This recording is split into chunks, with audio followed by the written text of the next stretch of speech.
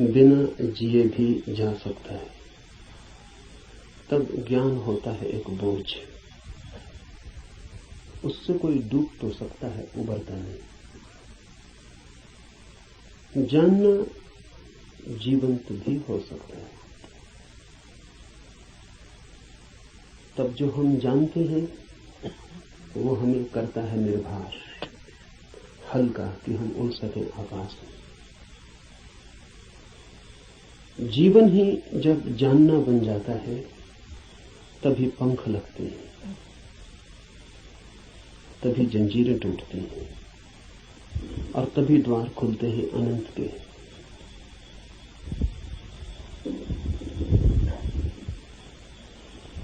लेकिन जानना कठिन है। ज्ञान इकट्ठा कर लेना बहुत आसान है और इसलिए मन आसान को चुन लेता है और कठिन से बचता है। लेकिन जो कठिन से बचता है वो धर्म से भी वंचित रह जाएगा।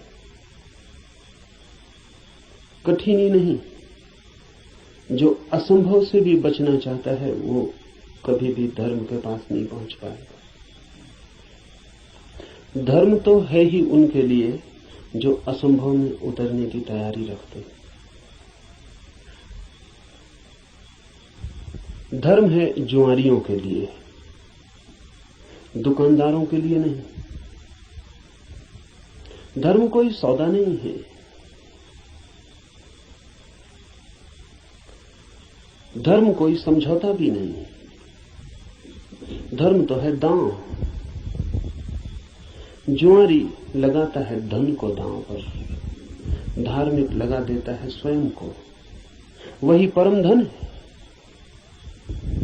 और जो अपने को ही दांव पर लगाने को तैयार नहीं, वो जीवन के गुह रहस्यों को कभी भी जान नहीं पाएगा। सस्ते नहीं मिलते हैं वे रहस्य। ज्ञान तो बहुत सस्ता मिल जाता है। ज्ञान तो मिल जाता है किताब में, शास्त्र में, शिक्षा में, शिक्षक के पास। ज्ञान तो मिल जाता है करीब करीब मुफ्त, कुछ चुकाना नहीं पड़ता है। धर्म में तो बहुत कुछ चुकाना पड़ता है। बहुत कुछ कहना ठीक नहीं, सभी कुछ दांव पर लगा दे कोई तो ही उस जीवन के द्वार खुलते हैं। इस जीवन को जो दांव पर लगा दे उसके लिए ही उस जीवन के द्वार खुलते हैं। इस जीवन को दांव पर लगा देना ही उस जीवन के द्वार की कुंजी है। लेकिन ज्ञान बहुत सस्ता है, इसलिए मन सस्ते रास्ते को चुन लेता है, सुगम को। सीख लेते हैं हम बातें, शब्द, सिद्धांत और सोचते हैं जान लिया। अज्ञान बेहतर है ऐसे ज्ञान से। अज्ञानी को कम से कम इतना तो पता है कि मुझे पता नहीं। इतना सत्य तो कम से कम उसके पास है। जिन्हें हम ज्ञानी कहते हैं उनसे ज्यादा असत्य आदमी खोजने मुश्किल। उन्हें यह भी पता नहीं है कि उन्हें पता नहीं। सुना हुआ, याद किया हुआ कंठस्थ हो गया, धोखा देता है। ऐसा लगता है मैंने भी जान लिया। मैं आपसे वही कहूंगा जो मैं जानता हूं, क्योंकि उसके कहने का ही कुछ मूल्य है। क्योंकि जिसे मैं जानता हूं, अगर आप तैयार हो तो उसकी जीवंत चोट आपके हृदय के तारों को भी हिला सकती। जिसे मैं ही नहीं जानता हूं, जो मेरे कंठ तक ही हो, वो आपके कानों से ज्यादा गहरा नहीं जा सकता। जो मेरे हृदय तक हो, उसकी ही संभावना बनती है। अगर आप साथ दें तो वो आपके हृदय तक जा सकता है। आपके साथ की तो फिर भी जरूरत होगी, क्योंकि आपका हृदय अगर बंद ही हो तो जबरदस्ती उसमें सत्य डाल देने का कोई उपाय नहीं। और अच्छा ही है कि उपाय नहीं है, क्योंकि सत्य भी अगर जबरदस्ती डाला जाए तो स्वतंत्रता नहीं बनेगा, परतंत्रता बन जाएगा। सभी जबरदस्तियां परतंत्रताएं बन जाती हैं। इसलिए इस जगत में सभी चीजें जबरदस्ती आपको दी जा सकती हैं, सिर्फ सत्य नहीं दिया जा सकता, क्योंकि सत्य कभी भी परतंत्रता नहीं हो सकता। सत्य का स्वभाव स्वतंत्रता है। इसलिए एक चीज भर है इस जगत में जो आपको कोई जबरदस्ती नहीं दे सकता, जो आपके ऊपर थोपी नहीं जा सकती, जो आपको पहनाई नहीं जा सकती, उड़ाई नहीं जा सकती। आपका राजी होना अनिवार्य शर्त है, आपका खुला होना, आपका ग्राहक होना, आपका आमंत्रण, आपका अहोभाव से भरा हुआ हृदय। जैसे पृथ्वी वर्षा के पहले पानी के लिए प्यासी होती और दरारें पड़ जाती हैं, इस आशा में पृथ्वी जगह जगह अपने ओंठ खोल देती है कि वर्षा हो। ऐसा जब आपका हृदय होता है तो सत्य प्रवेश कर रहा है।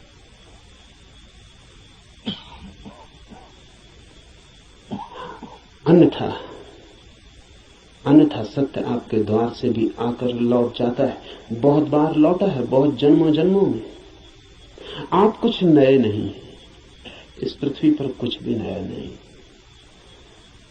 सभी बहुत पुराने हैं। आप बुद्ध के चरणों में भी बैठ के सुने हैं, आपने कृष्ण को भी देखा है, आप जीसस के पास भी उठे बैठे हैं, लेकिन फिर भी वंचित रह गए,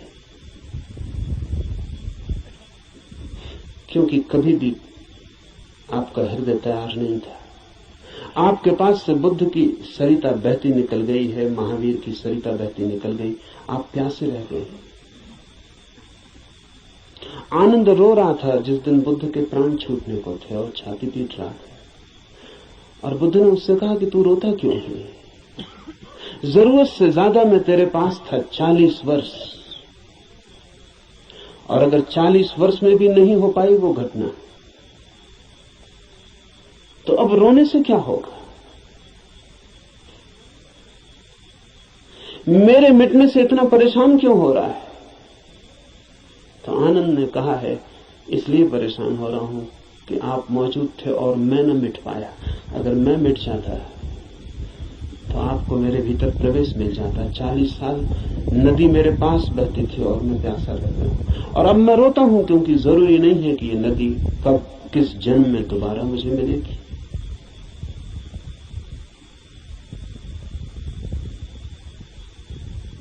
आप कुछ नए नहीं हैं। आपने बुद्धों को दफनाया, महावीरों को दफनाया, जीसस, कृष्ण, क्राइस्ट, सबको आप दफना के जी रहे हैं। उनकी वो हार गए आपसे। आप काफी पुराने, जब से जीवन है तब से आप हैं। अनंत अनंत यात्रा है। कहां हो जाती होगी चूक? बस यही हो जाती है कि आप खुले ही नहीं, बंद है। मैं तो आपसे वही कहूंगा जो मैंने जाना है। अगर आप भी अपने को एक खुलापन बना सके तो आप भी उसे जान लेंगे।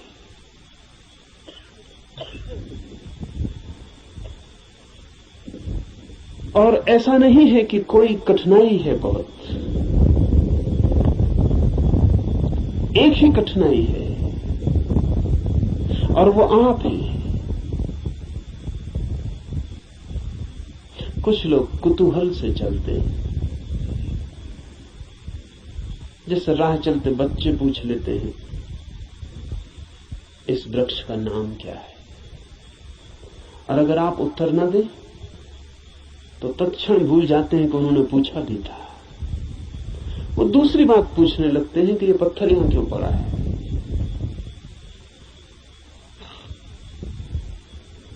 पूछने के लिए पूछते हैं, जानने के लिए नहीं पूछते। बिना पूछे नहीं रह सकते हैं, इसलिए पूछते हैं, जानने के लिए नहीं पूछते। जो लोग कुतूहल से जी रहे हैं वो अभी भी बचकाने हैं। अगर आप ऐसे ही पूछ लेते हैं कि ईश्वर क्या है, जैसे कि कोई बच्चा राह चलती दुकान देख के पूछ लेता हो कि ये खिलौना क्या है, तो आप अभी बच्चे हैं। और बच्चा तो माफ किया जा सकता है, आप माफ नहीं किए जा सकते। कुतूहल नहीं चलेगा। धर्म कोई खिलवाड़ नहीं है बच्चों का। और फिर उत्तर भी मिल जाए तो उससे कोई प्रयोजन नहीं है। बच्चे का मजा पूछने में है। उसने पूछा, यही उसका मजा है। आप उत्तर देंगे भी तो उस उत्तर में उसे कोई बहुत रस नहीं है। क्या बात? मनस्विद कहते हैं कि बच्चे नया नया बोलना सीखते हैं तो अपने बोलने का अभ्यास करते हैं पूछ पूछ कर। जैसे बच्चा नया नया चलना सीखता है तो बार बार उठ के चलने की कोशिश करता है, बोलना सीखता है तो बार बार बोलने की कोशिश करता है। इसलिए बच्चे एक ही बात को कई दफा कहते हैं। इसलिए कई दफा कहते हैं क्योंकि उन्हें बोलने का एक नया अनुभव, एक नया आयाम मिला है। उस नए आयाम में वे तैर के अभ्यास कर रहे हैं। इसलिए कुछ भी पूछते हैं, कुछ भी बोलते हैं। अगर आप भी धर्म की दुनिया में कुछ भी पूछ रहे हैं, कुछ भी बोल रहे हैं, कुछ भी सोच रहे हैं और कोई गहरी जिज्ञासा नहीं है, बस कुतूहल है, तो अभी आप और कुछ बुद्धों को दफनाएंगे। अभी और न मालूम कितने बुद्धों को आपके साथ मेहनत करनी पड़ेगी।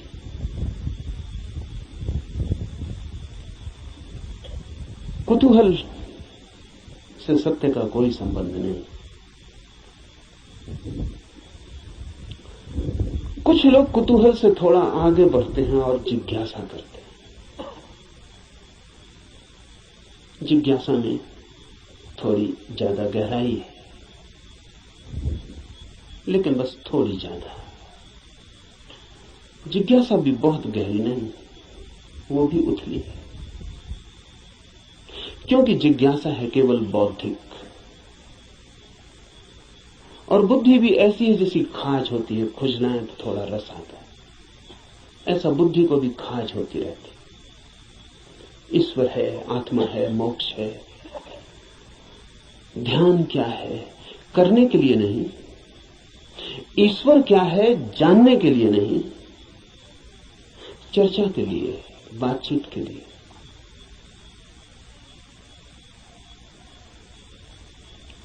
एक बौद्धिक मजा है, एक बौद्धिक व्यायाम है। तो लोग ऊंची बातें करते हैं, लेकिन उन बातों पर कभी भी कोई दांव नहीं लगाते। ईश्वर है या नहीं, इससे कोई प्रयोजन नहीं है।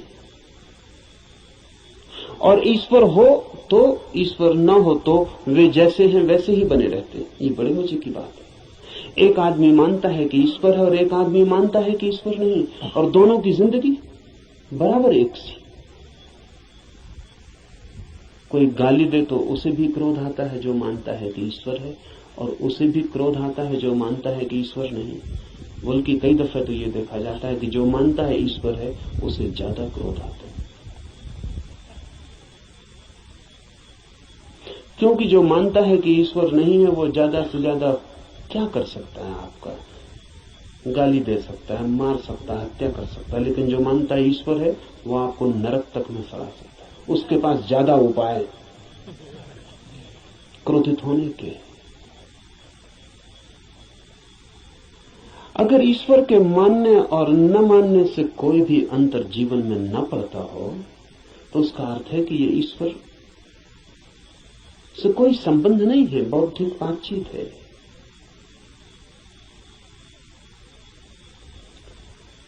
ऐसी जिज्ञासा हो तो आदमी दार्शनिक हो जाता है, चिंतन मनन करने लगता है, शास्त्र अध्ययन करने लगता है, बहुत सिद्धांत इकट्ठे कर लेता है, पक्ष में विपक्ष में सोच लेता है, वाद विवाद करता है, शास्त्रार्थ करता है, लेकिन जीता कभी नहीं।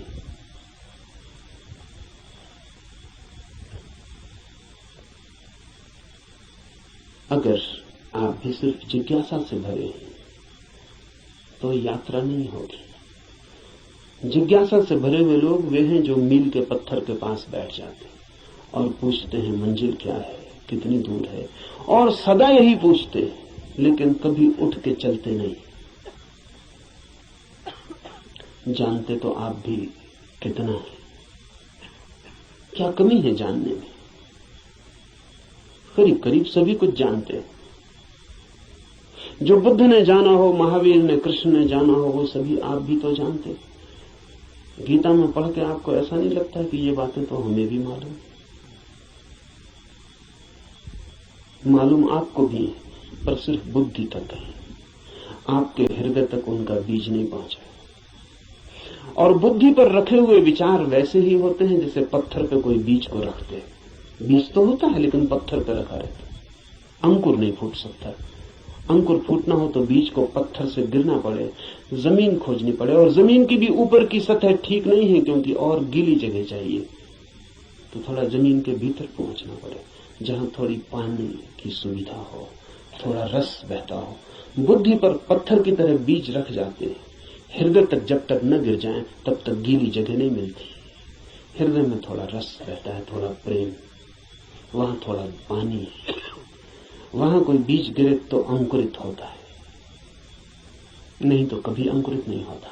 जिज्ञासु व्यक्तियों के पास बहुत कुछ होता है लेकिन पत्थर पर रखे हुए बीजों की भांति। जमीन भी ज्यादा दूर नहीं होती लेकिन थोड़ी यात्रा भी मुश्किल है, चलना बिल्कुल नहीं है तो पत्थर पर ही बीज रखा रह जाता है। इतनी यात्रा तो करनी ही पड़ेगी कि बीज पत्थर से नीचे गिरे, जमीन पर आए, जमीन में जगह खोजे, थोड़ी गीली भूमि को पाए, थोड़ा छिप जाए अंधेरे में। ध्यान रहे, जगत में जो भी जन्म पाता है वो गहन, मौन, एकांत, अंधेरे को चाहता है। बुद्धि में तो जितनी चीजें रखी हैं वो सब खुले प्रकाश में रखी हैं, वहां अंकुर नहीं होते। हृदय है, आपके भीतर गीली जमीन है छिपी हुई, वहां कुछ पैदा होता है। इसलिए जो सिर्फ जिज्ञासा से जीते हैं वे विद्वान बन जाते हैं, पंडित बन जाते हैं, ज्ञानी बन जाते हैं, लेकिन कुछ अंकुरित नहीं होता उनके भीतर। कोई नया जन्म, कोई नया जीवन, कोई नए फूल, कुछ भी नहीं। एक और जिससे संबंध है हमारा, एक और भी दिशा है खोज की, उसे हम कहते हैं मुमुक्षा। जानने की फिक्र नहीं है, जीने की फिक्र है। जानने की फिक्र नहीं है, होने की फिक्र है। ये सवाल नहीं है कि ईश्वर है, सवाल यह है कि क्या मैं ईश्वर हो सकता हूं। अगर ईश्वर हो भी और मैं ईश्वर न हो सकूं तो कोई सार नहीं है। सवाल ये नहीं है कि मोक्ष है, सवाल ये है कि क्या मैं भी मुक्त हो सकता हूं। अगर मैं मुक्त हो ही ना सकूं और मोक्ष हो भी कहीं तो क्या अर्थ है। ये बात नहीं है कि आत्मा है भीतर या नहीं, हो या ना हो। सवाल असली यह है कि क्या मैं आत्मा हो सकता हूं। मुमुक्षा है होने की खोज, और जब कोई होना चाहता है तब दांव पर लगना पड़ता है। इसलिए कहता हूं धर्म है जुआरियों का काम। वही कहूंगा जो मैं जानता हूं, जो जिया है। अगर आप तैयार हुए दांव पर लगाने को, तो जो मेरा अनुभव है वो आपका अनुभव भी बन सकता है। अनुभव किसी के नहीं होते, जो भी लेने को तैयार हो उसी के हो जाते हैं। सत्य पर किसी का कोई अधिकार नहीं, जो भी मिटने को राजी है वही उसका मालिक हो जाता है। सत्य तो उसका है जो भी उसे मांगने की तैयारी दिखलाता है, जो भी अपने हृदय के द्वार खोलता है और उसे पुकारता है।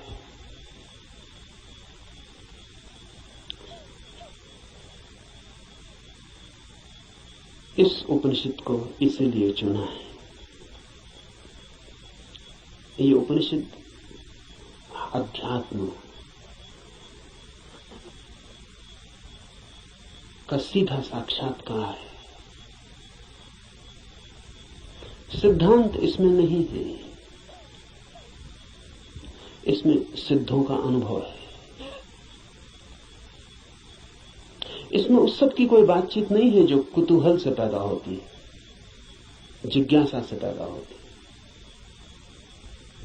नहीं, इसमें तो उनकी तरफ इशारे हैं जो मुमुक्षा से भरे हैं, और उनके इशारे हैं जिन्होंने पा लिया है। कुछ ऐसे लोग भी हैं कि जिन्होंने नहीं पाया,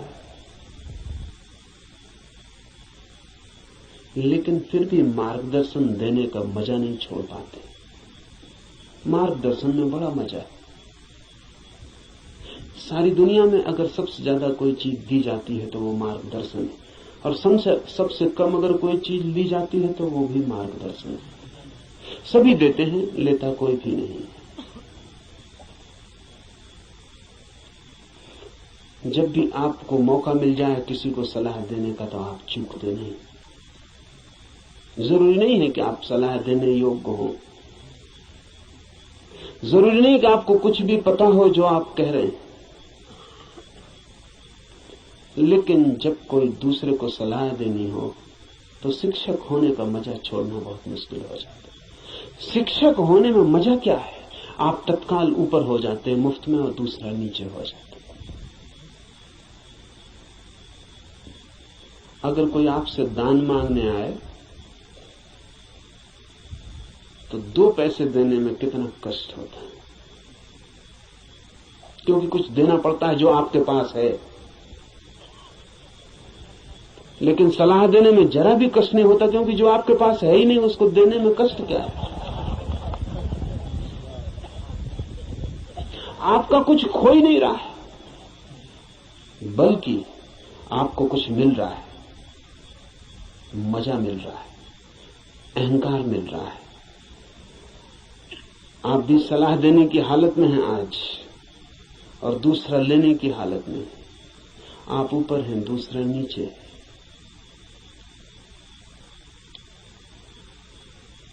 इसलिए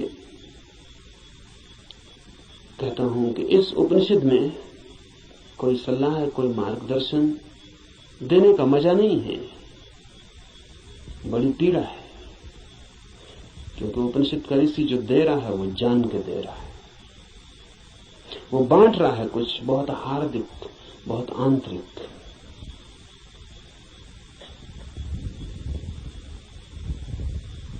संक्षिप्त इशारे हैं लेकिन गहरे हैं, बहुत थोड़ी सी चोटें हैं लेकिन प्राणघातक है। और अगर राजी हो तो तीर सीधा हृदय में चुभ जाएगा और जान लिए बिना न रहेगा, जान ही ले लेगा।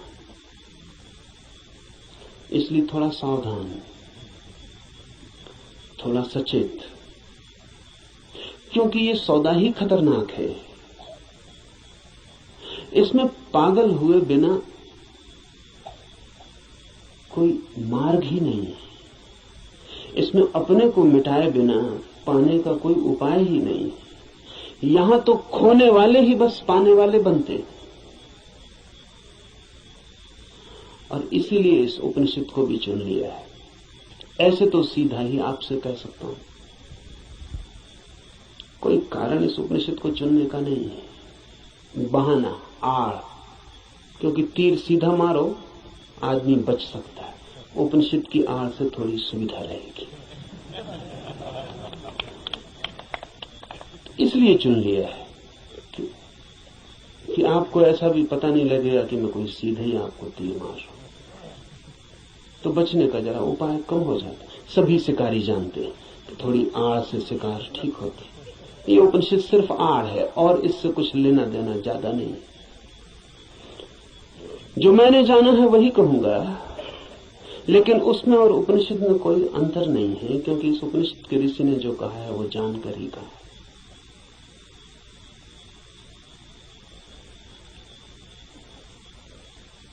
यह उपनिषद अध्यात्म की सूक्ष्मतम रहस्यों का उद्घाटन है।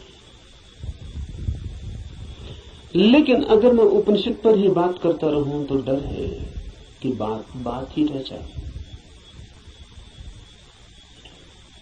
इसलिए चर्चा तो पृष्ठभूमि होगी। इस चर्चा के साथ साथ प्रयोग, जो कहा है जो इस ऋषि ने देखा है या जो मैं कहता हूं मैंने देखा है, उस तरफ आपके चेहरे को मोड़ने की कोशिश, उस तरफ आपकी भी आंखें उठानी, उस तरफ आपकी भी आंखें उठाने का प्रयास, वही मुख्य होगा।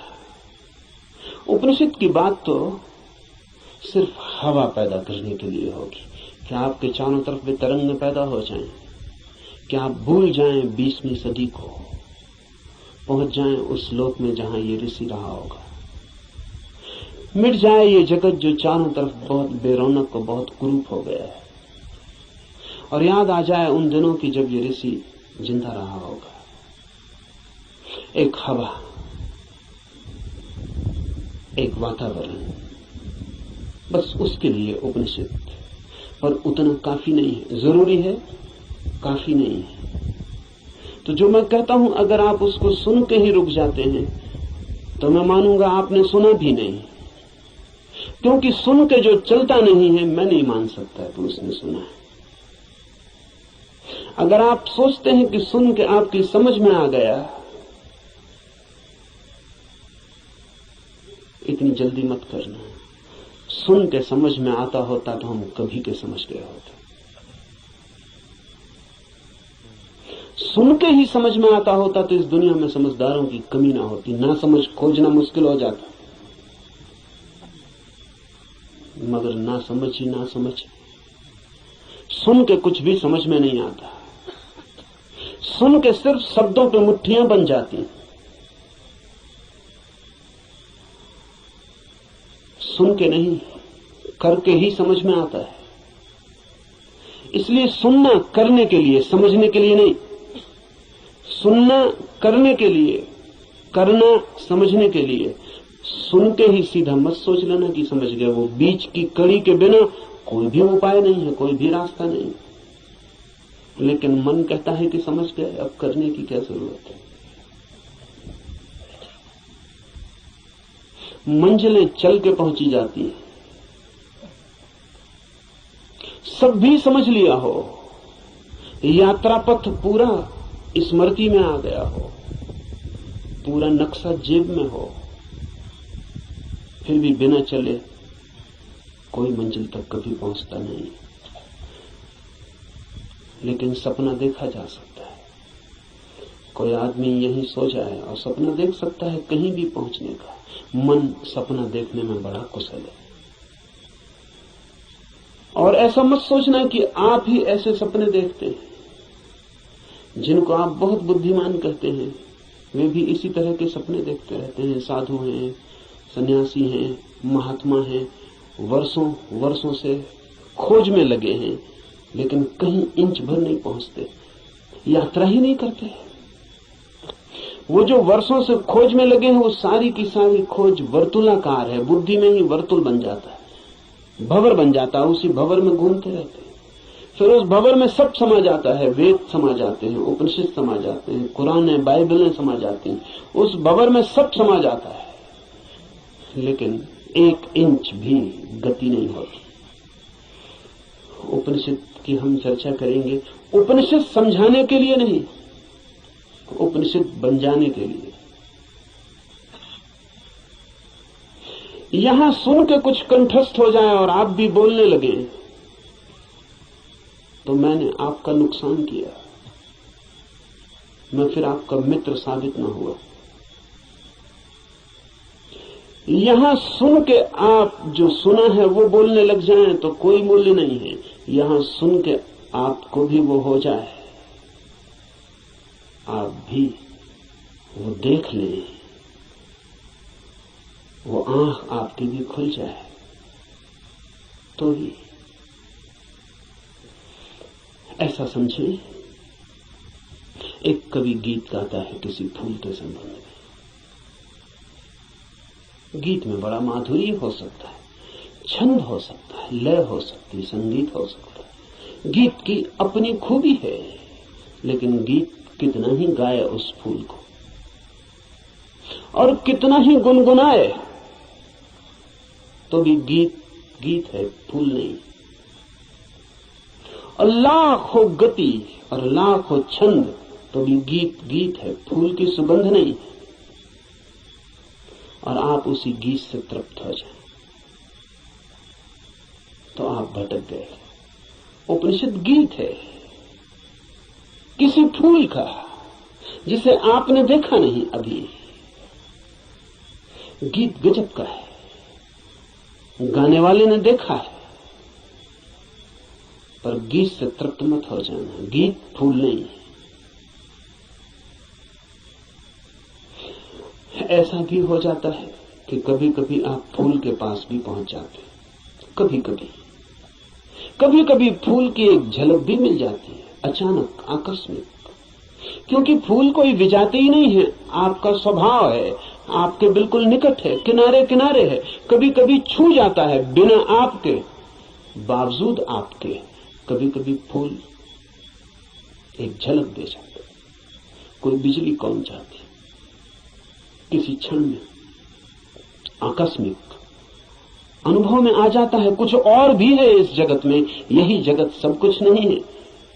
इस पथरीले जगत के बीच कुछ और भी है जो पत्थर नहीं, फूल है, जीवंत, खिला हुआ, जैसे किसी स्वप्न में देखा हो या अंधेरी रात में चमकी हो बिजली और कुछ दिखा हो और फिर खो गया हो। ऐसा कभी कभी आपके जीवन में भी हो जाता है, कवियों के जीवन में अक्सर हो जाता है, चित्रकारों के जीवन में अक्सर हो जाता है। फूल की झलक बिल्कुल पास आ जाती है। फिर भी फूल कितने ही पास हो और कितनी ही झलक मिल गई हो, पास होना भी दूर होना ही है। और कितने ही पास आ जाए फूल तो भी फासला तो बना ही रहता है। और मैं बिल्कुल हाथ से भी छू लूं फूल को तो भी पक्का नहीं है कि जो अनुभव मुझे होता है वो फूल का है, क्योंकि हाथ खबर लाने वाला है। और हाथ अगर बीच में गलत खबर दे दे तो कुछ भरोसा नहीं। और हाथ सही ही खबर देगा, इसको मानने का कोई कारण नहीं। फिर हाथ जो खबर देगा वो फूल के संबंध में कम और हाथ के संबंध में ज्यादा होगी।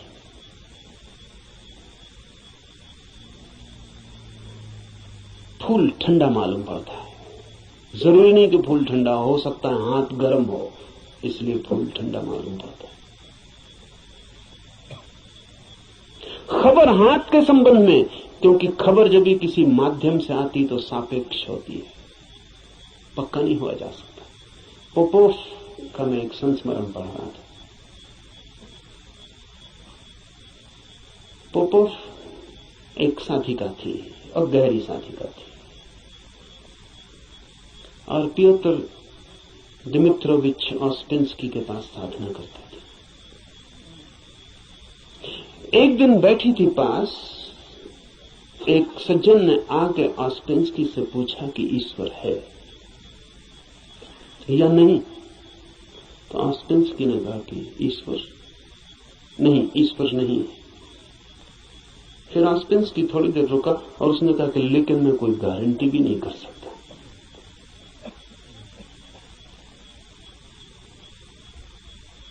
क्योंकि जो भी मैं जानता हूं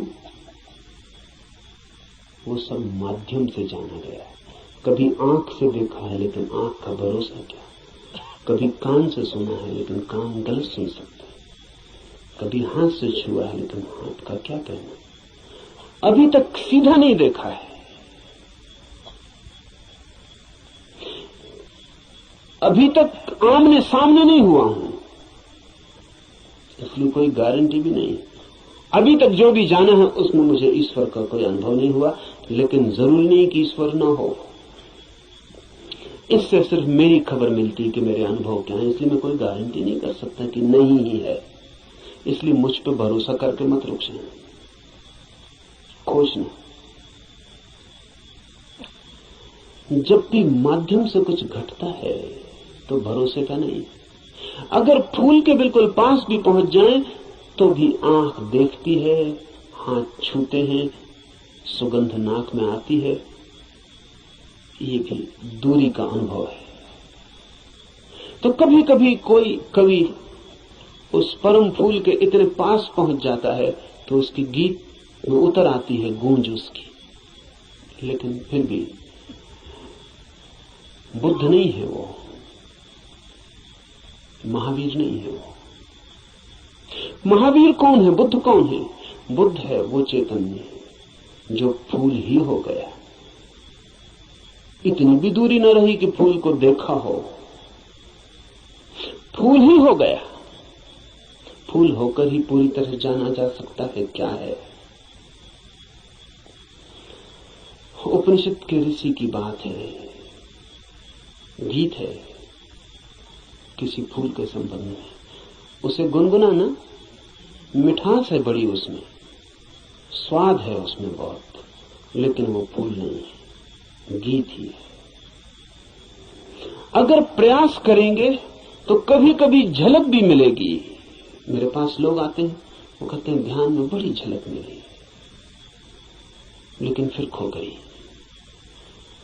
अनंत प्रकाश हो गया था, फिर खो गया। आनंद ही आनंद हो गया था, लेकिन अब कहां है? अब खोजते हैं और नहीं मिलता। झलक का मतलब है पास पहुंच गए थे, झलक तो खो ही जाएगी। इसलिए ध्यान ज्यादा से ज्यादा झलक ही दे सकता है। उस पर भी मत रुक जाना कि उसी झलक को पकड़ के बार बार खोजते रहना है। ध्यान का तो मूल्य इतना है कि झलक मिल जाए, फिर आगे जाना है समाधि में, ताकि आप फूल ही हो जाएं।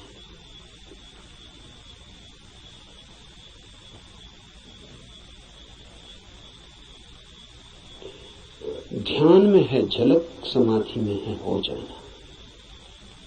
झलकों पे मत रुकना। झलकें बड़ी प्रीति कर, सारा जगत बासा मालूम पड़ने लगता है। एक झलक ध्यान में मिल जाए उस जीवंत की, फूल की, उस खिलावट की जो भीतर है, तो सारा जगत फीका और व्यर्थ हो जाता है। लेकिन फिर कुछ लोग झलकों को पकड़ लेते हैं और उन्हीं को दोहराने लगते हैं और सोचते हैं सब हो गया। नहीं, जब तक आप ही ना हो जाएं, ईश्वर ही जब तक आप ना हो जाएं, तब तक भरोसा मत करना कि ईश्वर है। हो सकते हैं, क्योंकि है ही। खोलना है जरा, उघाड़ना है जरा। छिपे हैं, मौजूद हैं अभी और यहीं। थोड़े से वस्त्र हैं और बड़े झीने वस्त्र हैं कि चाहें तो अभी उतार कर फेंक दें और नग्न हो जाएं और ईश्वर हो जाएं।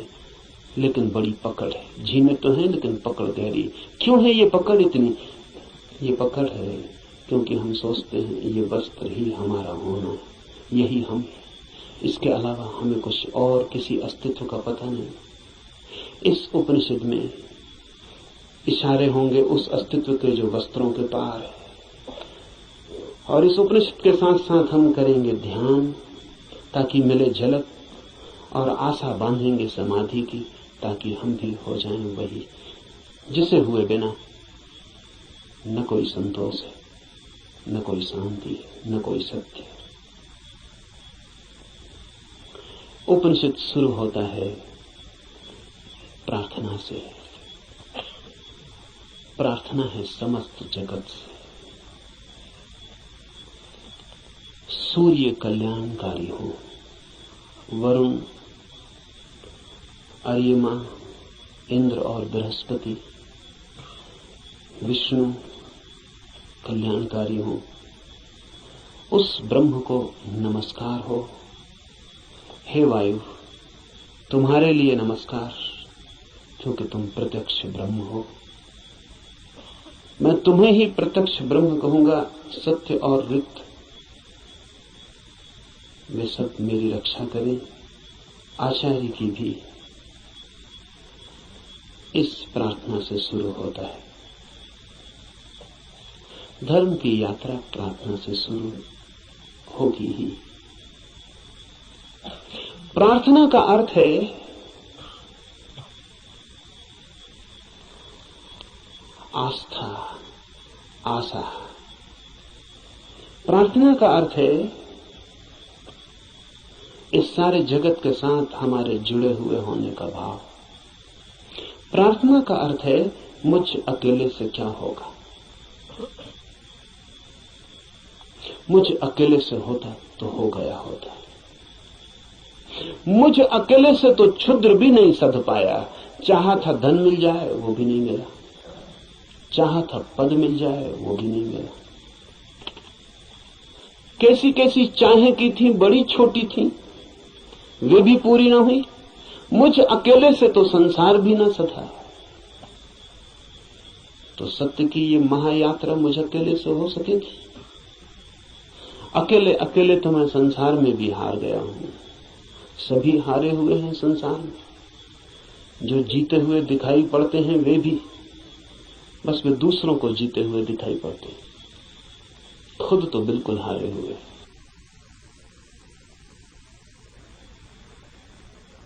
आप भी अपने को हारे हुए दिखाई पड़ते होंगे, औरों को तो आप भी जीते हुए दिखाई पड़ते हैं। आपसे भी पीछे लोग हैं जो आपको समझते हैं पा लिया आपने, जीत गए संसार में। लेकिन भीतर से अगर हम आदमी को देखें तो एक एक आदमी हारा हुआ है। संसार पराजय की लंबी कथा है, वहां जीत होती ही नहीं, वहां जीत हो ही नहीं सकती। वो संसार का स्वभाव नहीं, वहां हार ही नियति है, किसी की नहीं, किसी व्यक्ति की नहीं। संसार में होने की नियति ही हार है, वहां हारना ही होगा। वहां कोई कभी जीतता नहीं। वहां हम नहीं जीत पाए जहां क्षुद्र था, स्वप्न था। शंकर कहते हैं माया है, वो माया में भी हार गए। सपना था, भ्रम था, वहां भी तो जीत ना पाए। जब भ्रम में भी हार गए, सपने में भी न जीते, तो यथार्थ में, सत्य में अकेले से क्या होगा? प्रार्थना का अर्थ है संसार में पराजित हुए व्यक्ति का यह अनुभव कि जन्मों जन्मों तक चेष्टा करके मैं हार गया। क्षुद्र में तो विराट में मेरी सामर्थ्य। इसलिए प्रार्थना, इसलिए सारे जगत को पुकारा है ऋषि ने कि मुझे साथ देना। सूर्य को पुकारा है, वरुण को पुकारा। ये सब नाम है, प्रतीक है जीवन की समस्त शक्तियों की। सूर्य को पहले पुकारा है क्योंकि सूर्य हमारा जीवन है, उसके बिना हम नहीं होंगे। हमारे भीतर सूर्य ही जीता है, जलता है। उधर सूर्य बुझ जाए, यहां हम बुझ जाए। सूर्य ही हमारा प्राण है, इसलिए पुकारा। कहा वायु को नमस्कार है, विशेष रूप से वायु को नमस्कार कहा है इस प्रार्थना में, क्योंकि तुम प्रत्यक्ष ब्रह्म हो। अजीब सी बात है, थोड़ा सोचें। बड़े मजे की बात है, क्योंकि वायु है बिल्कुल अप्रत्यक्ष और सब चीजें प्रत्यक्ष। सूर्य को कहा होता प्रत्यक्ष ब्रह्म हो, जीते जागते जलते प्रखर, समझ में आता। सूर्य को नहीं कहा प्रत्यक्ष ब्रह्म, कहा वायु को जो बिल्कुल दिखाई पड़ती नहीं, बिल्कुल अप्रत्यक्ष। कहां है प्रत्यक्ष वायु? सिर्फ अनुमान है कि है, लगता है कि है, भासता है कि है, दिखाई तो पड़ती नहीं। आंख के सामने कहां है? प्रत्यक्ष का मतलब है आंख के सामने है। जो आंख के सामने वायु बिल्कुल नहीं है, पत्थर पहाड़ सब आंख के सामने, वायु नहीं। लेकिन ऋषि कहता है हे वायु नमस्कार तुम्हें, क्योंकि तुम प्रत्यक्ष ब्रह्म हो। इसलिए कहा कि वायु जैसे दिखाई नहीं पड़ती और है, और आंख को दिखाई नहीं पड़ती फिर भी आंख को छू रही है प्रतिपल। ऐसा ही परम सत्य है, दिखाई नहीं पड़ता, छू रहा है प्रतिपल। वायु दिखाई नहीं पड़ती क्योंकि हमारे पास देखने वाली आंख नहीं है। वायु तो यहां है, वायु के बिना तो हम भी नहीं हो सकते हैं। वही तो हमारी श्वास में हमें संभाले, उसका ही आवागमन तो हमारा सारा जीवन है, जो इतने निकट है। श्वास है जो हमारी, वो भी दिखाई नहीं पड़ती क्योंकि हमारे पास आंखें बड़ी स्थूल है। तो हम जो बहुत मोटा मोटा है, स्थूल स्थूल है, वो देख लेते हैं। जो सूक्ष्म है वो हमें दिखाई नहीं पड़ता। वायु सूक्ष्मतम है, हमारे सामने मौजूद है, भीतर मौजूद है, बाहर मौजूद है, रोए रोए में मौजूद है। और दिखाई नहीं पड़ती। इसलिए कहा कि तुम प्रत्यक्ष ब्रह्म हो, तुम ठीक ब्रह्म जैसी हो। वो भी यहां मौजूद है और दिखाई नहीं पड़ता, और रोए रोए में वही समाया है, रोआ रोआ वही है, और फिर भी उसका कोई पता नहीं चलता। इसलिए वायु को नमस्कार किया है कि हम वायु को तो जानते हैं, ब्रह्म को नहीं जानते। वायु से एक धागा जोड़ा है कि ब्रह्म भी ठीक वायु जैसा है। इसलिए मैं तुम्हें प्रत्यक्ष ब्रह्म कहूंगा। ऋषि कहता है वायु को सत्य और ऋत के नाम से भी कहूंगा, क्योंकि तुम ठीक उस जैसी हो जो है और जिसका हमें पता नहीं, जो हम स्वयं हैं और जिसका हमें पता नहीं, जो अभी और यहां सदा से मौजूद है और हमें उसका पता नहीं। लेकिन ये खोज पूरी हो सके अगर सब देवता रक्षा करें। देवता से अर्थ है सदा से जीवन की अनंत अनंत शक्तियां, और जीवन है एक विराट जाल अनंत शक्तियों का। आपका होना भी एक विराट जाल है अनंत शक्तियों का। मिलता है आप में सूर्य, मिलता है वरुण, मिलता है इंद्र, मिलती है वायु, मिलती है अग्नि, मिलती है पृथ्वी, सब कुछ मिलता है आकाश, सब आप में मिलते हैं। अगर एक व्यक्ति को हम पूरा का पूरा जान लें तो हमने बीज रूप में समस्त अस्तित्व को जान लिया। सब कुछ उसमें है, सबका दान उसमें है, सब मिलकर ही उसका अस्तित्व है। इन सब की सहायता की प्रार्थना है, लेकिन क्या सूर्य सहायता करेगा?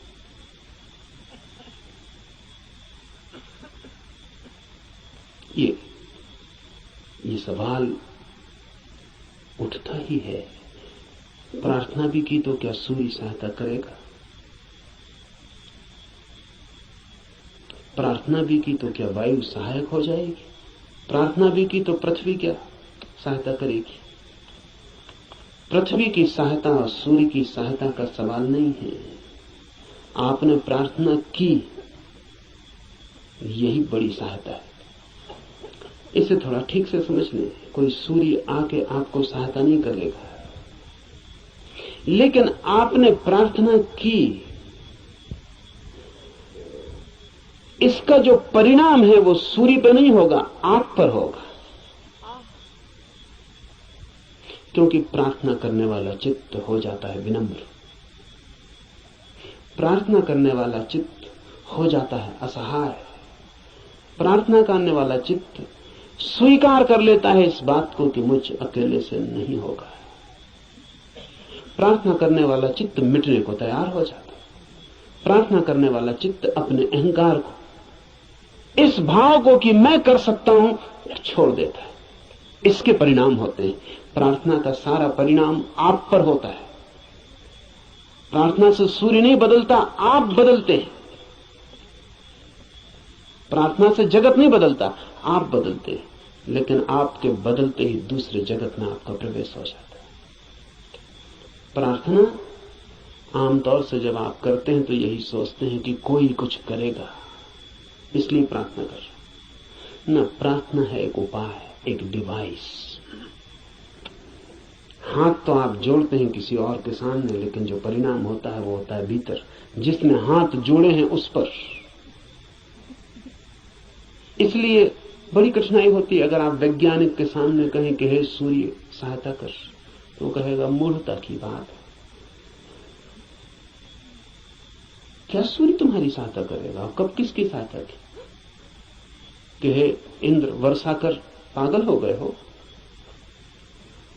प्रार्थनाओं से कहीं वर्षाएं हो गई हैं। वैज्ञानिक ठीक कहता है, न तो सूर्य आपकी सुनेगा, न बादल आपकी सुनेगी, न हवा आपकी सुनेगी, कोई आपकी नहीं सुनेगा। लेकिन आपने पुकारा, ये आपको बदल जाएगा। आपने कितने जोर से पुकारा, उतनी गहरी हूक आपके भीतर प्रवेश हो जाएगी। अगर आपके पूरे प्राण पुकार उठे तो आप दूसरे ही आदमी हो जाएंगे। इसलिए है प्रार्थना।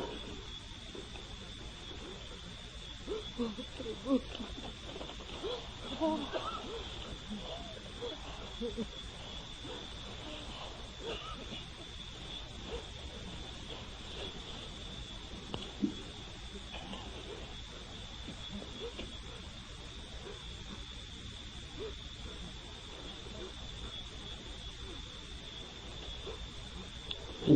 Sartre has named his autobiography Words.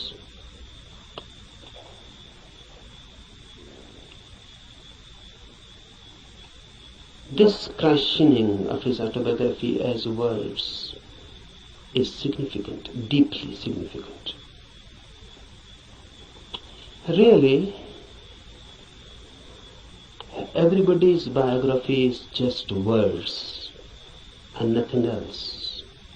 Because what is your mind? Words and words and words. If you analyze the mind, then what you are? Just words. A long sequence, a long procession of words.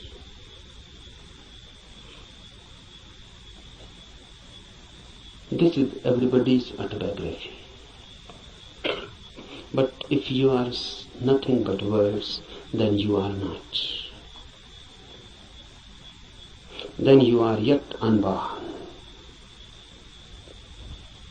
Then you are yet to exist authentically.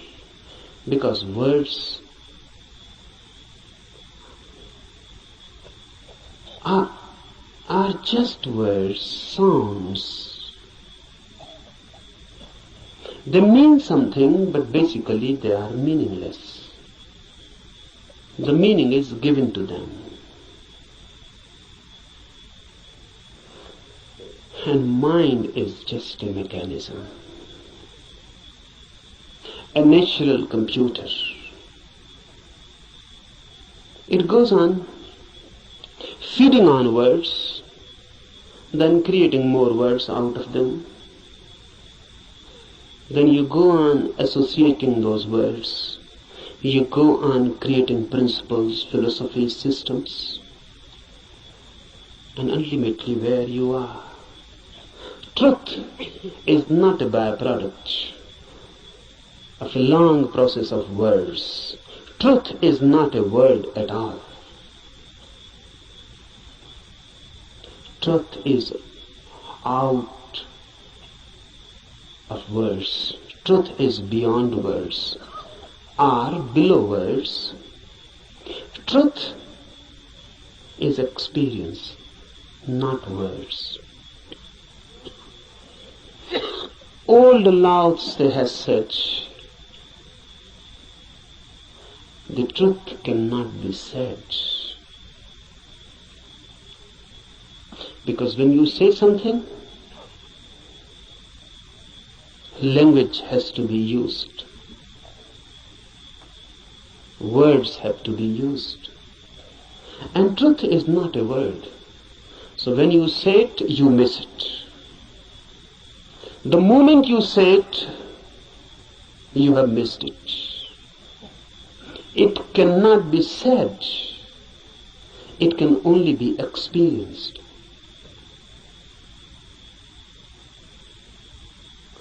It can only be lived. Unless you live it, you cannot know it. But we know. That's the problem. Rather, we know too much. We know more than enough. What's our knowledge? Words accumulated. You can accumulate them logically, rationally. You can create and edifice a beautiful system. Just as you can make a house with playing cards. But you cannot live in it. It is house just as a name. You cannot live in it. Out of words you can create a palace, a system, a philosophy. but you cannot live in it. Philosophers create beautiful systems, but they always live out of them. They cannot live in it. That is impossible. Nothing is wrong with them. The very system is such that it cannot be lived. One Immanuel Kant, or some Hegel,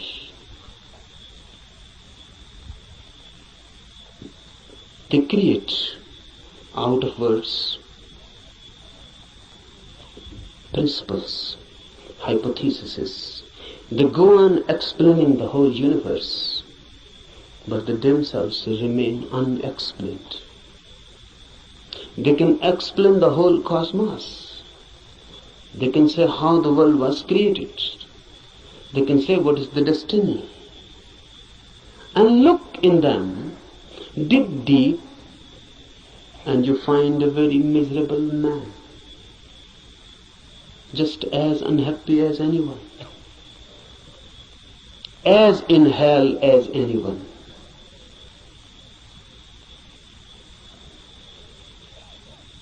Don't believe in words. They are the greatest deception created by humanity. And word has become our world. We live in it, we eat it, we ride on it. The word beats in our hearts and the word circulates in our blood. We are just a collection, a big collection of words.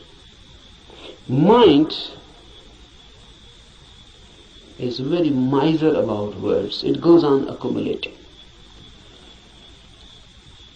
But remember, word is never the reality. I can use the word love. But love, the word, is not love, the experience. I can go on repeating love, love, love, and I can create a sort of auto-hypnosis, and I can believe that I know love because I know the word.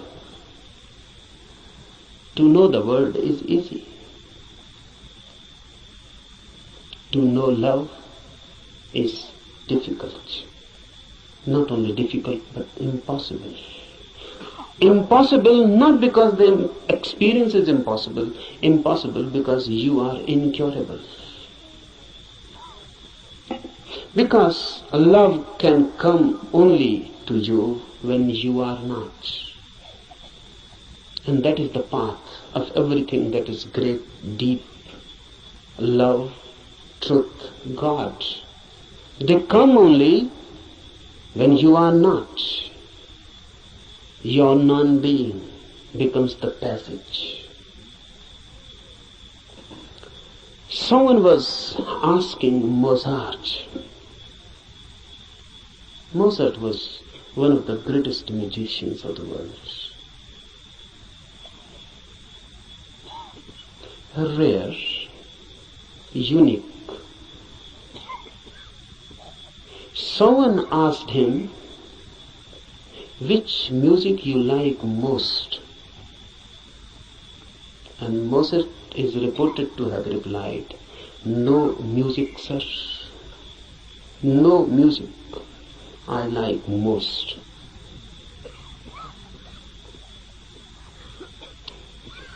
Difficult to understand.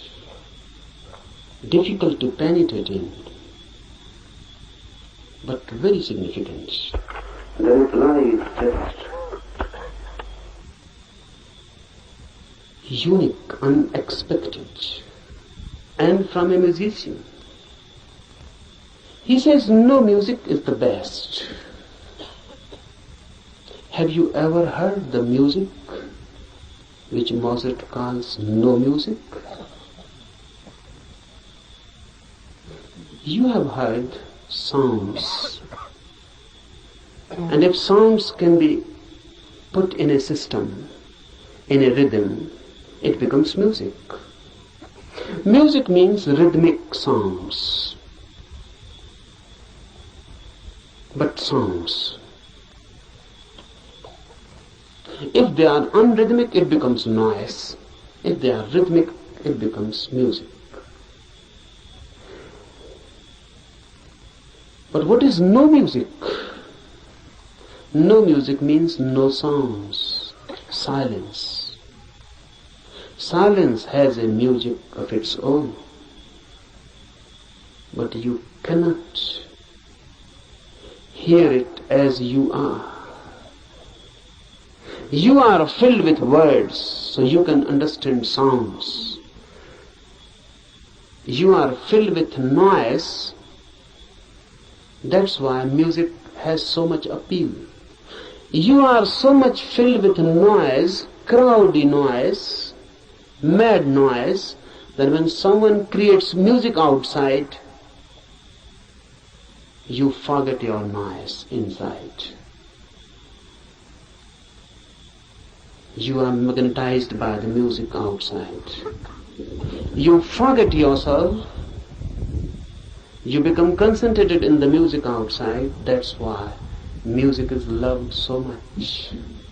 Music is a hypnosis created by sounds, rhythms, technique. Unless your inner noise ceases, unless your inner constant talk, chattering ceases, you cannot hear no music. This Upanishad is concerned with no music. No music means meditation. The state of mind when there is no noise within, then suddenly you become aware of a silence without. When you are silent, the whole universe becomes suddenly silent. When the whole universe is suddenly silent, for the first time you are authentically existent. For the first time you have being. For the first time you know who you are.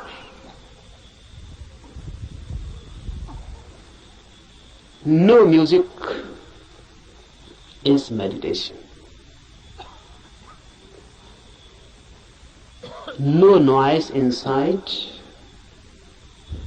creates the possibility, the situation in which you can hear the soundless silence which is everywhere, just here and now. It is there, but you are chattering inside. You cannot hear it. You are too much engaged, too much occupied. It cannot penetrate you. Become silent, and silence begins to penetrate you. And when your silence and the silence of the universe meet, you have encountered God. You have come face to face. This is what is meant by immediate Brahma. Immediate experience of the divine, when your silence meets the silence of the universe. When these two silences meet, they become one. Because two silences cannot be two. Remember this. Two noises are two. Two silences cannot be two, because there is nothing in between them which can become a wall, which can become a division. Two silences immediately become one. They cannot remain two, because where is the point which can divide them? So when your inner silence meets the silence of the universe, you are no more, neither is the universe. a new oneness. You explode into a new oneness. You are Brahma, not encountering really, because there is no other. Note this point, because Upanishads are the first teachings in the world which say you cannot see God.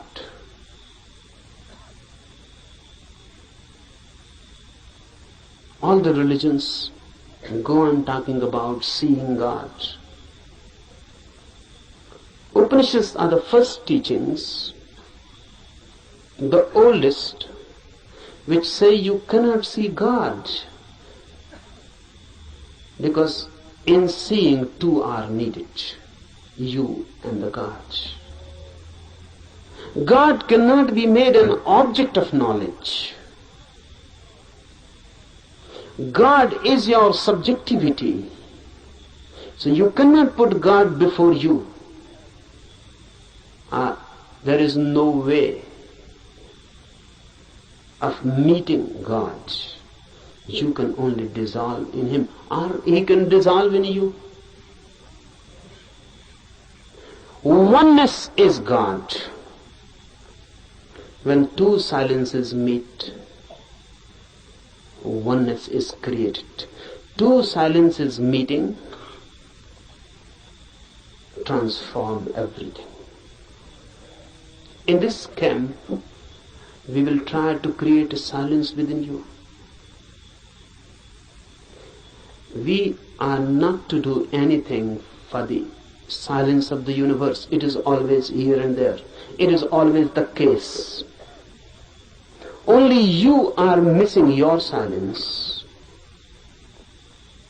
Once you can gain your silence, suddenly you are transformed into a different world, in a different being. You are no more the same. The old man is dead and a new is born. Creating of this inner silence is all that is meant by meditation.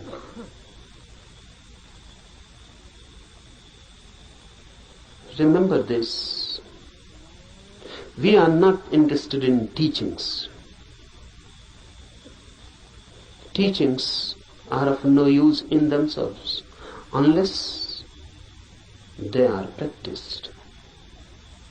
We are interested in this Upanishad only as a practical device.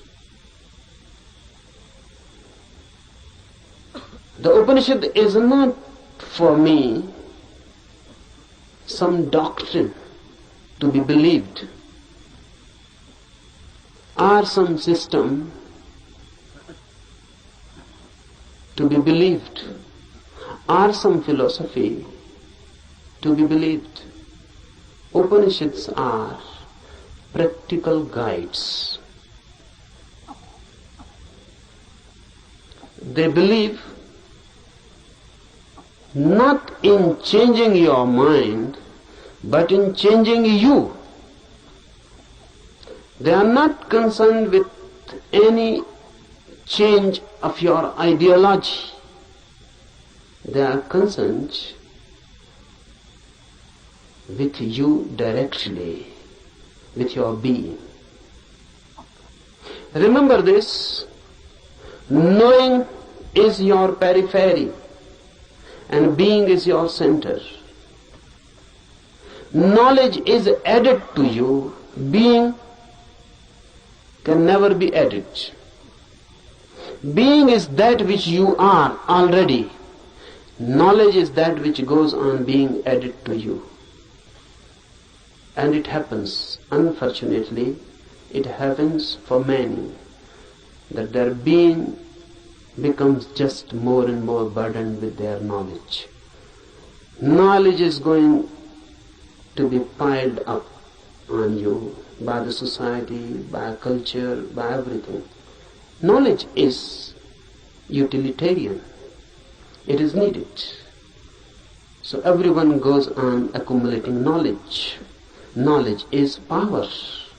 It gives you energy, particularly to move in the world, to act in the world. It helps. It is instrumental. But if you become too much identified with this knowledge, you forget that you are more than what you know. Then you forget that you are mirror to your knowledge. Then you forget that your foundational being is not your knowing. What you know is just your memory.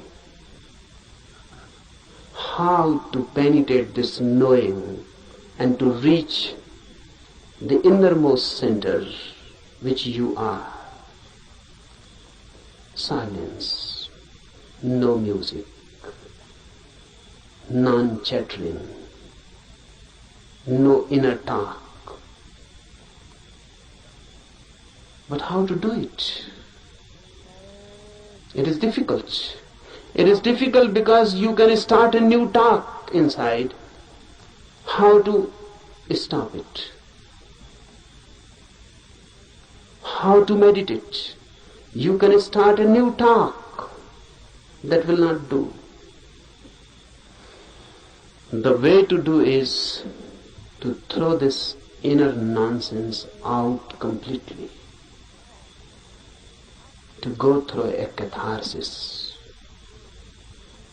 Whatsoever goes on in, make it out, throw it, express it. If you can throw all your mind out, you create a space within. In that space, silence happens. So, we are not going here to sit silently with closed eyes and making an effort to stop the inner talk, the inner noise. You cannot do that way. You can only add something more to it. Your efforts for stopping anything inside will create more noise. So here we will be concerned with the technique of expression, not suppression. We will be throwing the mind out. Throw it out completely. Throw it out so much that inside no mind happens. Even for a single moment you can find inside there is no mind, no talk, no words. You have tasted something of the beyond. Immediately, you are in tune with the infinite. This we are going to do. This is not a camp for teaching anything. I'm not going to teach you something. I'm going to help you to grow into something, to be something different. Cooperate with me, because unless you cooperate, nothing can be done. This cooperation is not only needed from you, you must ask, you must request, you must invite and pray, so that all the forces of the world, all the forces of the universe cooperate with you. That's why this Upanishad, Adhyatma Upanishad, starts with a prayer. This prayer is beautiful. Om, let the sun be beneficent for us, and Varun, and Aryama, and Indra, Brihaspati, and all be beneficent for us. Let Vishnu be beneficent for us. Salutations to that Supreme, O air, salutations unto you, For you are immediate Brahma, the Absolute, the Supreme. I shall call thee alone the immediate Brahma. I shall also call thee Ritha and Satya, the law and the reality. Let them protect me. Let them protect the Acharya, the teacher. Om Shanti, Shanti, Shanti. With prayer we start. Why? Because man alone is helpless.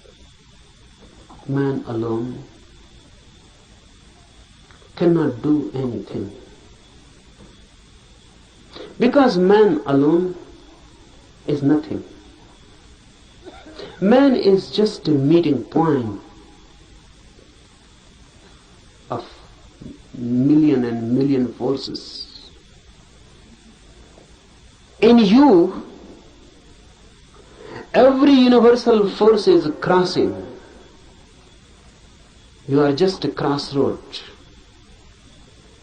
The sun, the air, the earth, the fire, the ether, everything is passing through you. You are just a crossroad. Remember this, because then you become part of this cosmos. And this is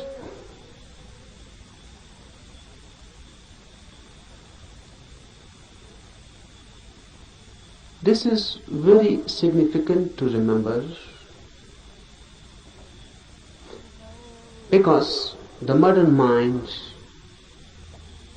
thinks itself to be isolated, not in tune with the universe, but in conflict, in a struggle. The Western attitude has always been of a struggle, conflict. And now the Western mind has become the universal mind. No, there exists no such thing as Eastern mind. This Upanishad belongs to the Eastern mind. It existed once. It is totally different. Western attitude is of fighting with the universe, of conquering. How to conquer nature? How to conquer natural forces?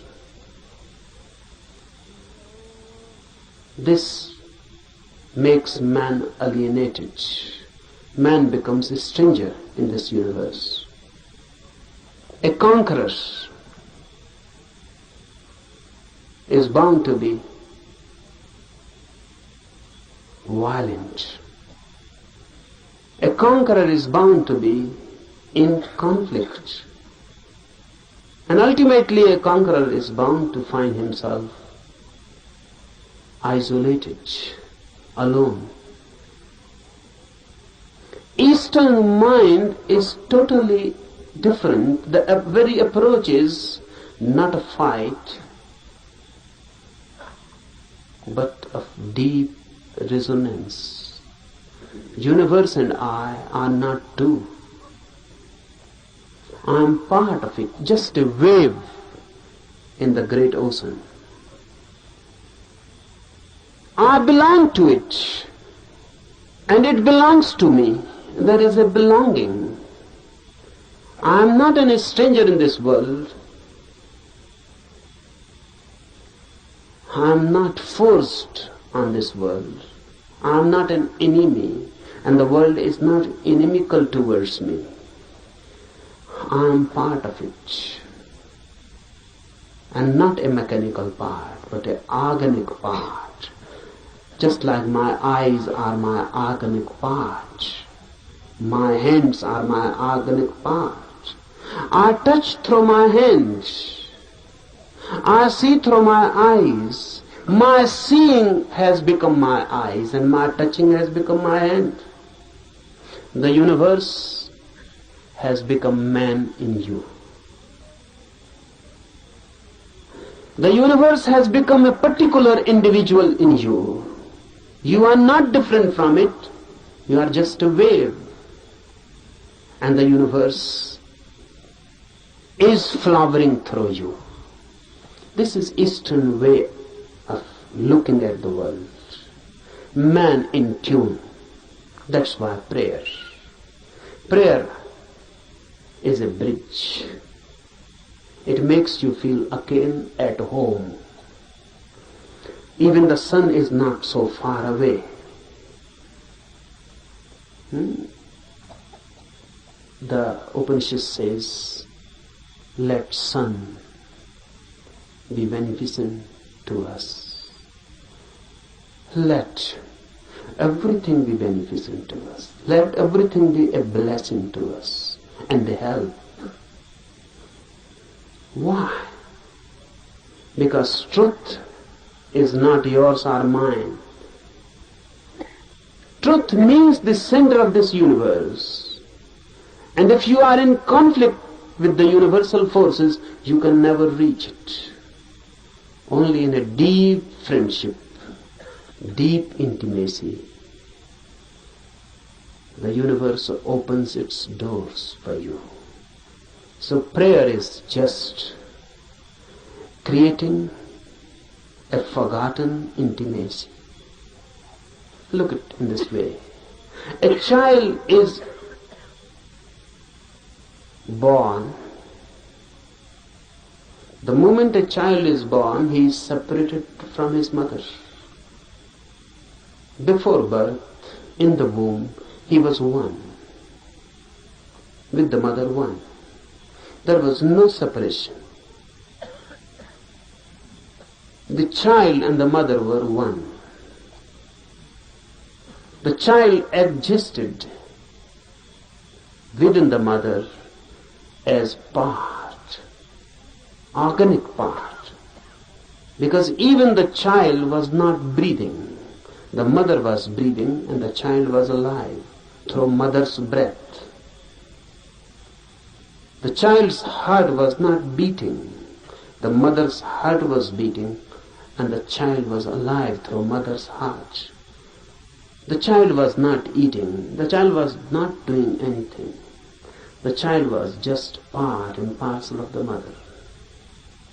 Then the child is born and separated.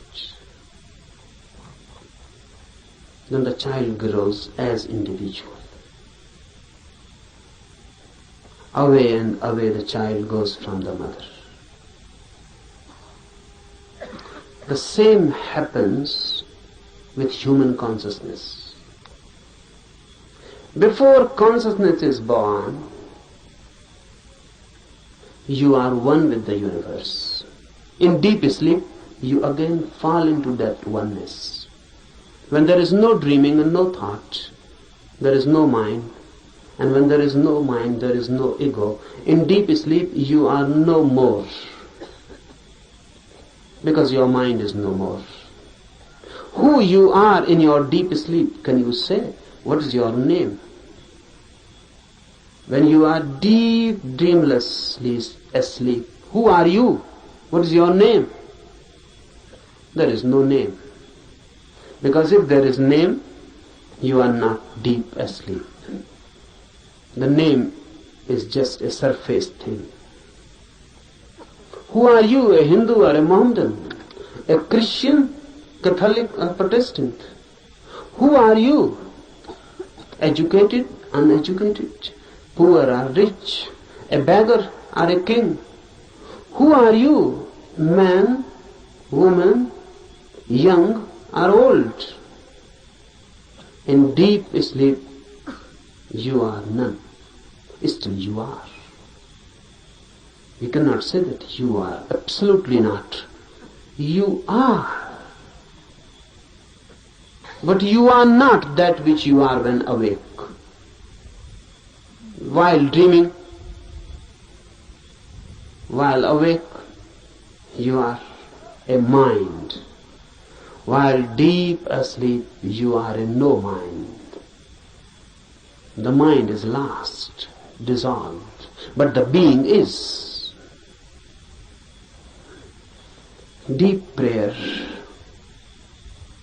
gives you this feeling of no mind, of deep oneness, as if the whole universe has become a womb. You have become just a child in the womb of your mother. The whole universe has become motherly. No conflict, just prayer. Just a feeling and a trust. Prayer is a trust. The child in the womb of his mother cannot distrust, or can. How can he distrust? He trusts his mother totally. He is no mind, so how can he doubt? How can he distrust? Whatsoever the mother is good, is beneficial.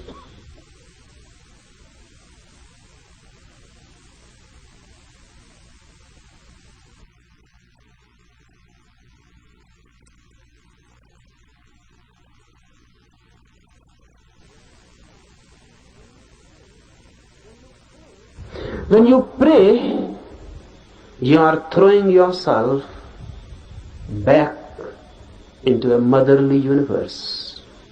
You are back into the womb of the world, of existence itself.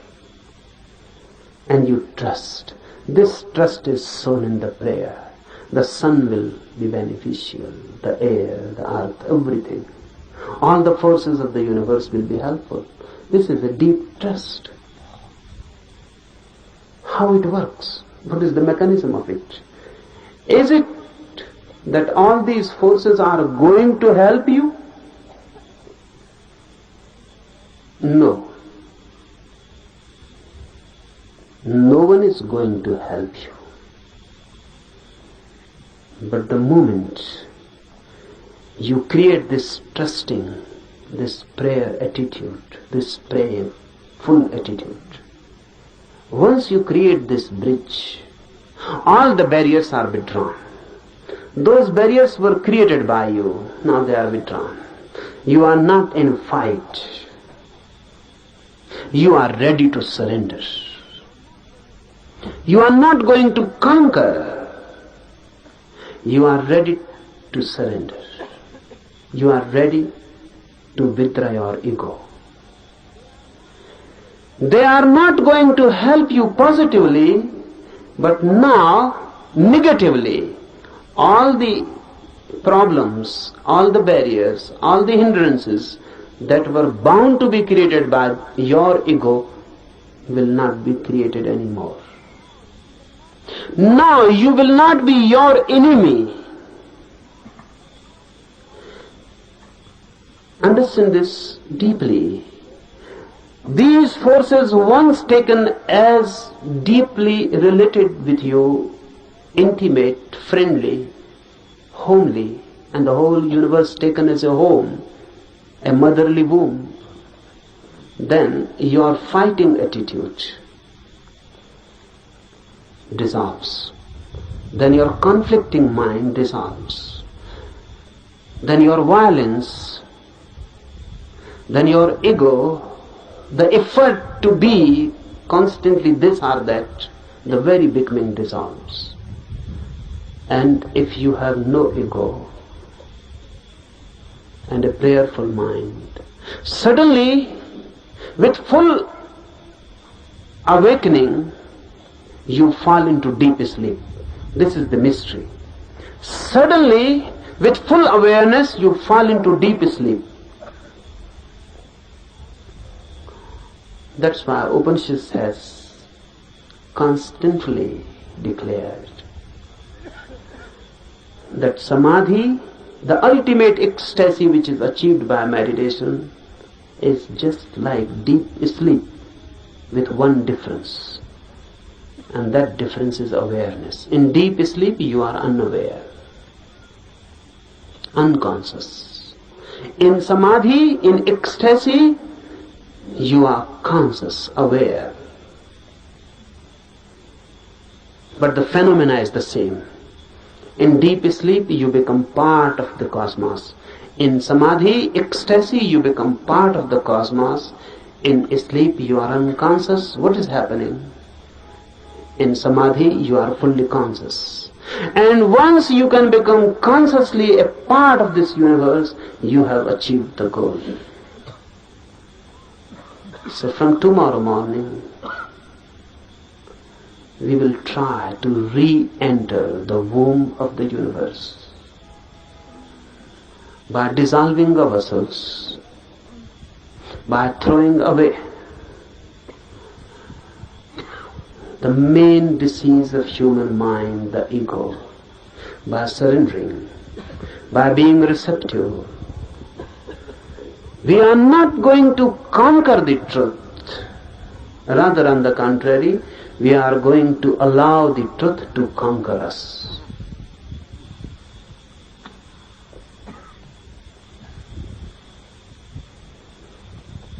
Now, some instructions for the morning meditation.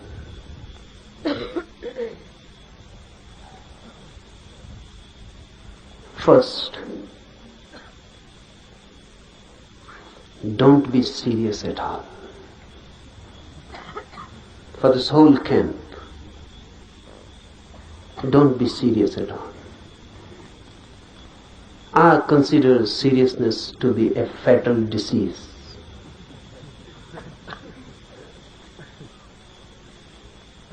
So please don't try to be long faces. Why I particularly say this? Because religious people are usually trying to be that. Don't be serious.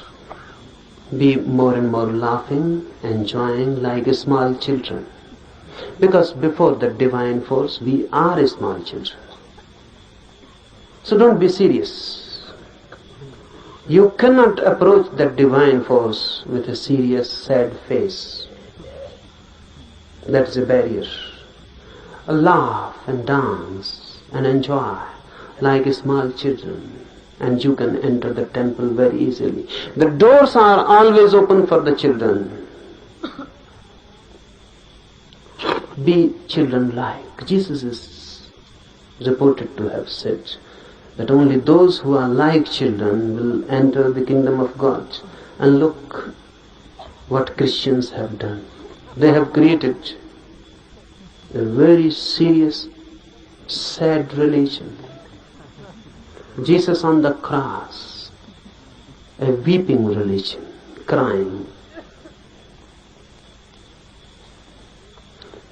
Christians say Jesus never laughed. This is unbelievable. Because the man who said only those who are like children will enter the kingdom of God cannot be believed that he never laughed. The quite vice versa can be believed, that he continuously laughed, never stopped laughing, even in his sleep, but this cannot be believed that he never laughed. Be like children, forget your ages, your experience, your knowledge, throw them all, wholesale. Don't try by and by. Throw them, because unnecessary time is wasted. Just throw them, forget them. You may be someone, everyone is someone. If not in other eyes, in his eyes, everyone is someone. You must be someone. Here be nobody. Forget. Leave outside the campus ground your identities. You may be a doctor, you may be a professor. Leave all these diseases outside. You may be a rich man, you may be a politician. There are thousands and thousands types of diseases. Please leave them outside. Here come like small children. Then something is possible. Otherwise, nothing. So first thing, be completely non-serious. Second thing, For all these 8 days, laugh as much as you can. Why? Because you don't know the mechanism of the mind. Suppressed energies can be thrown out in many ways. Laughter is the easiest. Any energy, try it. Someone has abused you, you feel anger coming in, immediately laugh. And the same energy which was going to be anger will become laughter. You are sad, something has happened. The moment you remember you are sad, immediately laugh. Don't wait someone to help you. Laugh.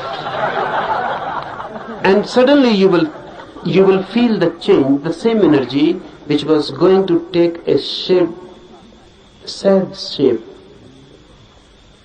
is transformed into laughter. It has been released. So laughter I give you as a technique of release. And don't try to be miser about it. And don't try to find out any reasons for it. No reasons are needed.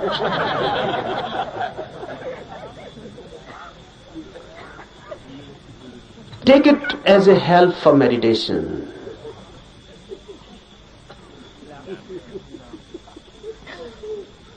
The whole thing takes a different dimension. Thirdly, for all these days to come, remember one thing constantly, that you are to create a situation in you in which the divine can be invited. So don't do anything. Don't behave in such a way that the situation is disturbed. What do I mean? Be more graceful. Be more loving. Be more compassionate. So that you can create a situation in which the divine can become a guest, be a host. Just think of it. The divine coming to you as a guest. What you will do? How you will behave? How you will clean your house? How you will celebrate?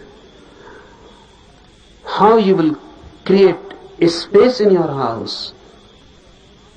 Constantly for all these 8 days, remember this, that you are going to be a host to the divine. So behave. Always thinking of that. Remember, your laughter can become many things. It can be violent. It can be angry. It can be insulting to someone. Then you are not behaving like a host. Your laughter must become a grace. It must not be insulting to anybody. It must not be insulting, disturbing. It must not create something which can become a barrier. So do whatsoever you like, but constantly remember that in these 8 days, any moment the divine can enter in you.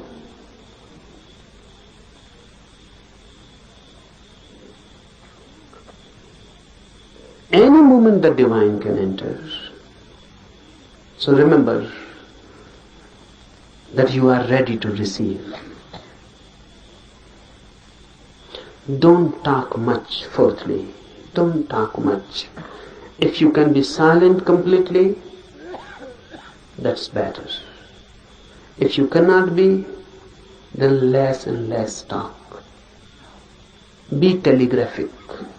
Use as many words are absolutely necessary.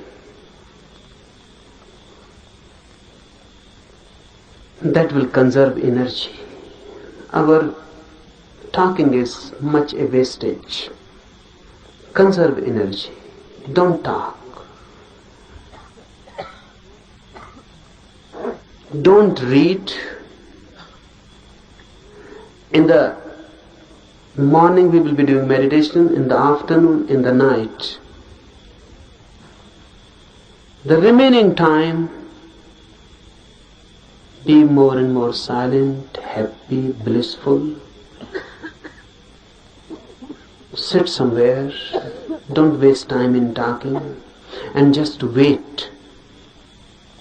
Remember this word, wait.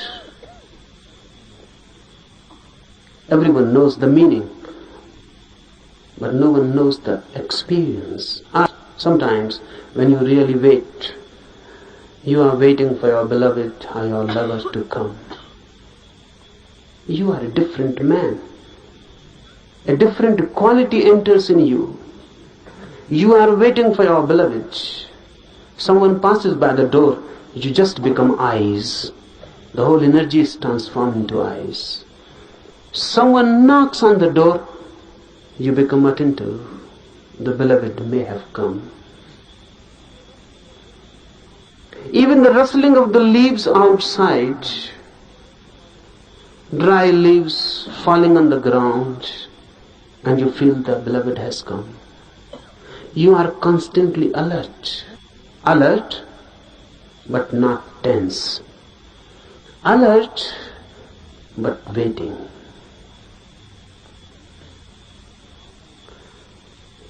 For all these 8 days, wait. Do meditations, be happy, and wait. Don't be impatient. That's what I mean. Be alert and not tense.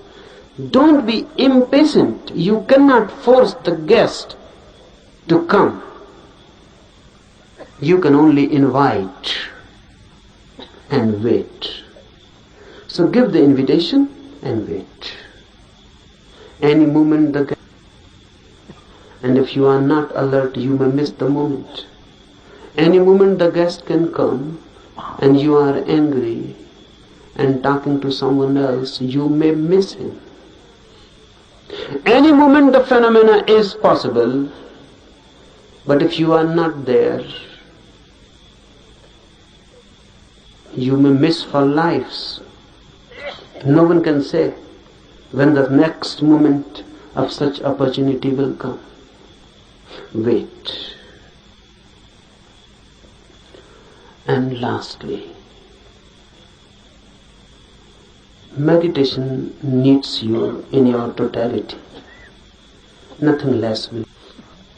If you withhold something and just do it half-heartedly, it is better not to do it, because the whole effort is useless.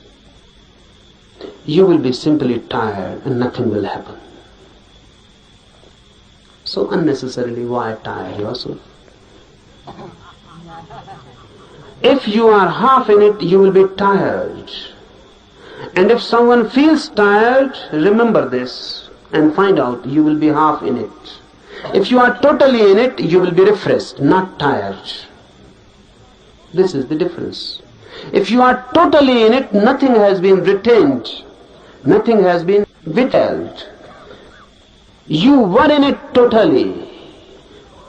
The doer was not standing outside, the doer had become the doing.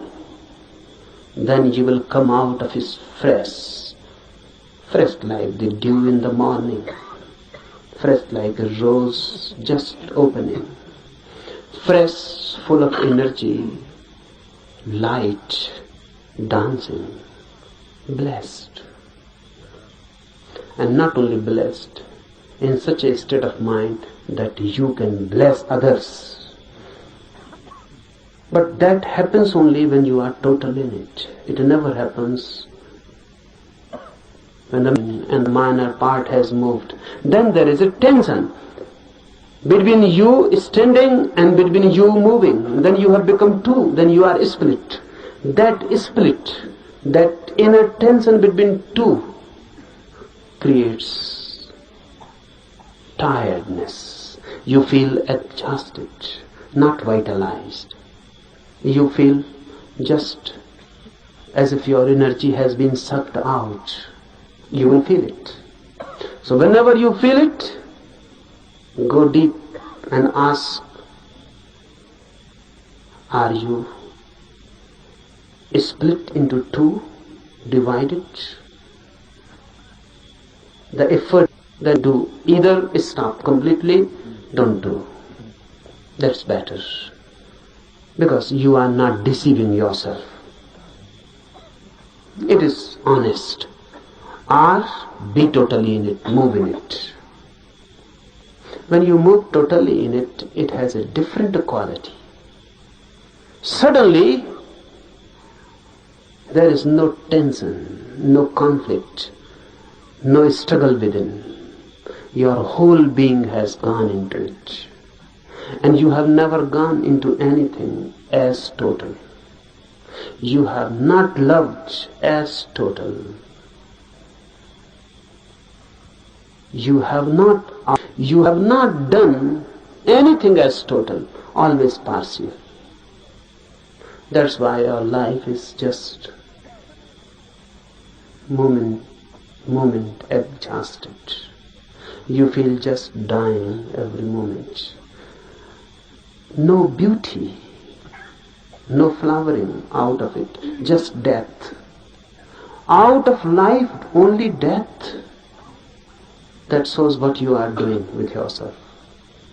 Otherwise, life is every day, every moment a new flowering. Every day a new achievement. Every day a new height and a new depth. And if you can go on, moment to moment, moving totally in your life, death becomes itself the deepest experience of life. There is no death then. But it is difficult to move totally in anything. At least try with meditation. If you can move in meditation totally, then you can move in other dimensions also totally. And a total life is a religious life. A religious life doesn't mean any ritual, doesn't religious worship, doesn't mean any religious affiliation. It means energy moving in its totality. And when you move total, you become holy. Why? Because all that is known as sin is possible only when you move in part. You can love someone totally, but you cannot hate someone totally. That's impossible. You can be compassion totally, but you cannot be anger totally. Really, a very strange phenomena happens. If you can just try to be totally angry, suddenly when the anger will be coming nearer and nearer to the totality, it will change into compassion. If you can try just to be angry totally with your full being, you will reach to the 99 degree of anger. Then if you move more, just nearing the 100%, suddenly you will know the anger has disappeared, and the object of your anger has now become object of your compassion. Because I define sin as that which can be done only partially, with your own one part. And I define virtue, punya, as that which can be done only totally. If you do it partially, it cannot be done. This sin cannot be done with your total being, and the virtue cannot be done with your partial involvement. You have to move into with your whole being. And when the whole being moves into something, you become holy. Religious man. Wait, try for these 8 days. This thing, the happening, is possible for everyone. It is also for you. No one is excluded. Everyone is called and invited. Be courageous and take a jump. We start with a prayer. We start with a surrender. All the universal forces, let them be beneficent to us. Let their blessing